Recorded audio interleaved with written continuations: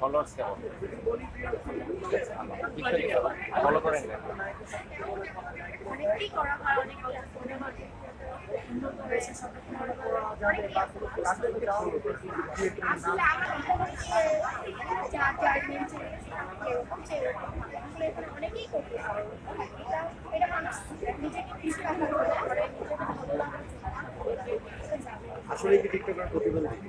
মোটেও না, এটা কেন করতে চাই? এটা যাদের ভালো লাগে। টিকটকের নতুনত্ব কি? মানে একটারা হচ্ছে অভিনয় করে লিখে, টিকটকাররা অন্যের গানের সাথে তাল মিলিয়ে নাচছে, কথা বলে, এটা কিন্তু নিজস্বতা দিয়ে আছে। এটা অভিজ্ঞতা নিজেরা করতে আমরা নিজেদের থেকে আমাদের থেকে অনেক ইন্সপায়ার হচ্ছে ওরা করতে পারে। অসাধারণ ভালো লাগে। আপনার ফলোয়ার্স কেমন?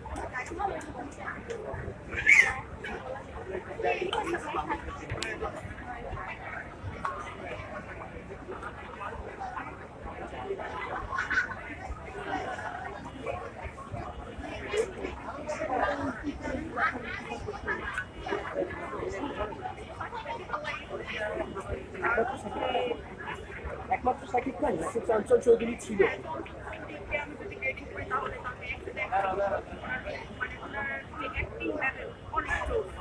এই মুহূর্তে দেখা হয়েছে সেক্ষেত্রে আসলে দুজনের মানে অভিনয় দক্ষতা আমরা জানি, সেই জায়গায় আপনি আসলে সামনাসামনি দুজনকে একই স্ক্রিনে দেখে পার্থক্য পেয়েছেন চঞ্চল চৌধুরীর সাথে। আমার আসলে এমনিতে অনেক ভালো লাগে। তো ওনাদের দুজনকে আমি রেটিং দিতে পারবো না, দুজন দুই।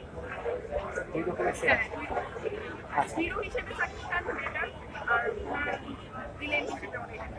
তাই কেন?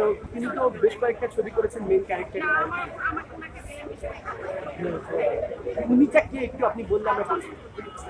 আচ্ছা, একটু জানতে চাবো যে শাকিব খানের যে একটা সময় আমরা দেখেছি যে তার শ্রেণী বা ভক্ত ছিল একটা লোয়ার কোয়ালিটির, কিন্তু এখন আপার কোয়ালিটির মানুষজন তাকে নিয়ে খুব মানে প্রশংসা করাচ্ছে, এটা করছে। সেই জায়গা থেকে আপনি কি বলবেন, শাকিব খানের পরিবর্তনটা আপনি কোথায় দেখেছেন? অনেক মানে আমি অবাক হয়ে গেছি দেখে। ওনার মনে হয় এই মুভিটার মধ্যে আমি ভিন্ন রকমের একটা করতে, যেটা আসলে মানে এক্সপেক্ট করিনি।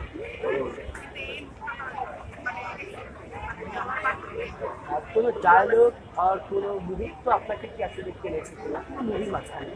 কোনো ডায়লগ অথবা কোনো একটা মুহূর্ত আপনাকে বেশি করে টেনেছে? চমৎকার ভালো লাগছে ভাই। কি এই ভালো লাগছে? ডায়লগটা খুবই মানে ভালো লাগছে ভাই। এই ও ডায়লগটা আচ্ছা, খুবই ভালো লাগছে। মানে আমরা কি একটু আলাদা করে শুনতে পারি তাই ডায়লগটা?